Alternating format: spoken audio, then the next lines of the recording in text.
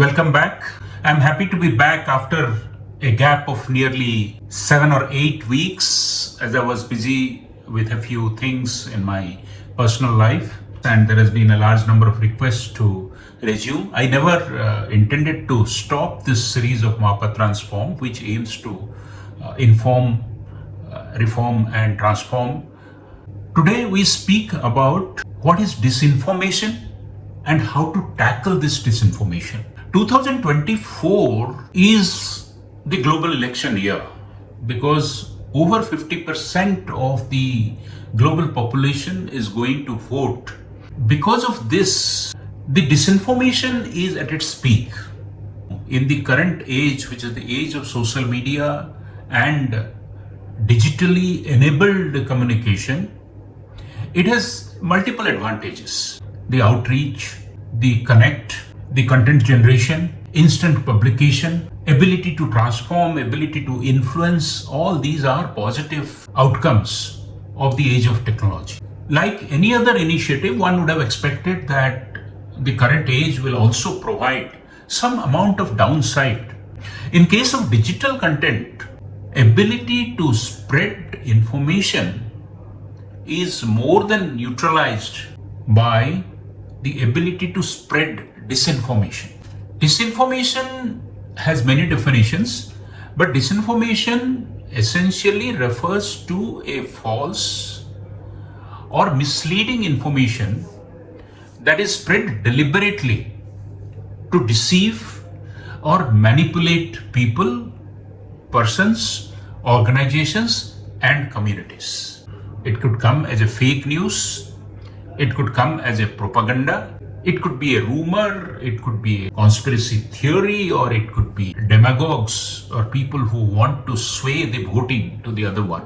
The generative AI and the power of AI and machine learning are helping computing, helping organizations in areas like risk management, but at the same time, the rogues or the people with a bad intention of manipulation, public interest as a whole, have also taken an exponential jump. And nation states, as per Microsoft, have started using AI to take some form of a cyber warfare.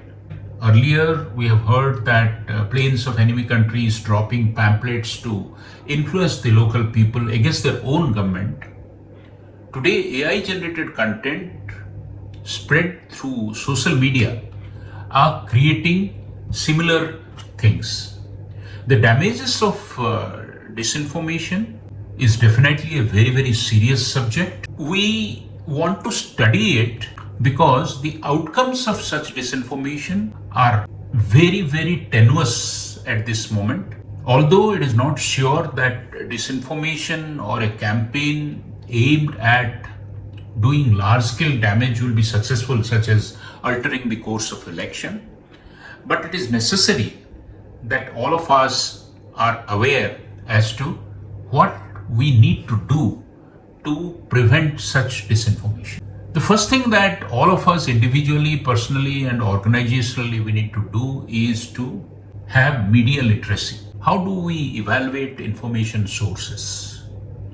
The pejorative term like WhatsApp University or Internet Guru, Google Guru are not without a foundation. Even the fact check come from very dubious sources. So we need to encourage criticism, skepticism, and a healthy level of debate before we contribute to spreading of such information. Of course, fact-checking organizations have come in large number. Their duty is to verify the accuracy of information, but it has been found that they can manipulate the fact-check information. Transparency in media outlets, today in the age of deep fakes as they call it, what is the extent to which editing could go before it could be called a fake news or disinformation need to be determined through transparent debate. Today, algorithmic transparency and algorithmic audit necessary to keep social media platforms in check, search engines in check, because so much of dependency is there. Everybody needs to collaborate. Some sort of regulation need to come. Whether it is self-regulation or government regulation, we need to determine.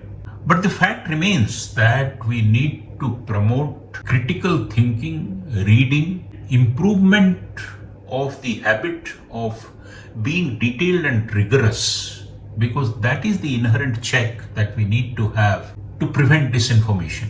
If we need to amplify something without reason, small amount of knowledge or superficial knowledge is a breeding ground for disinformation. Last but not the least, in the social media age, boundaryless content generation, inability of governments to be able to spread disinformation because of the geographical curtailment of the social media in the internet age is almost next to impossible.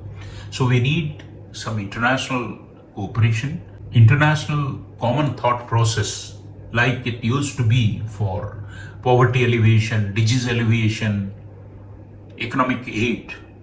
Disinformation and its content creation must also be debated as all of us individually increase our level of awareness, level of critical thinking, level of fact checking, level of source checking to contain this great malaise which may impact the entire humankind.